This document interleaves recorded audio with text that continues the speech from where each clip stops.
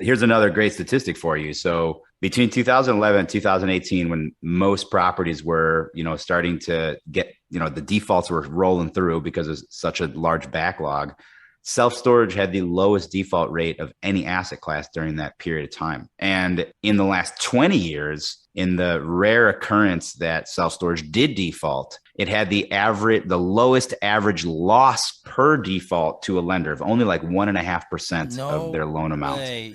Right. So because of these two things, banks are fighting over each other to give us leverage on these deals Wow. because they know how safe it is for their portfolio. So for example, I'm consistently on what would be considered a risky asset or a risky, business plan. Let's call it ground up development, right? Usually ground up development is where you get the worst terms because the bank sees risk. On ground up development deals, we're getting offered 80 to 85% loan to cost interest only for 4 years that converts into a mini perm of, another 5 to 7 years amortized over 25 years. What? Really great. That's on development. If you go to What? buy existing self-storage facility, you can go to the SBA, the Small Business Administration, and they'll give you 85 to 90% on an existing asset. And that's fixed for 25 years, right? And then if you want to go the CMBS route, I just got quoted on a $22 million portfolio. I just got quoted 2.65%, 10 years interest only, 10-year balloon on a 30-year AM.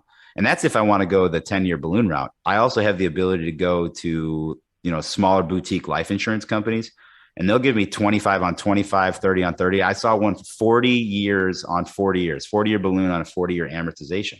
So the safe money knows that this is somewhere they want to park their debt. That should be screaming to all of us investors that this is something you need to put into your portfolio.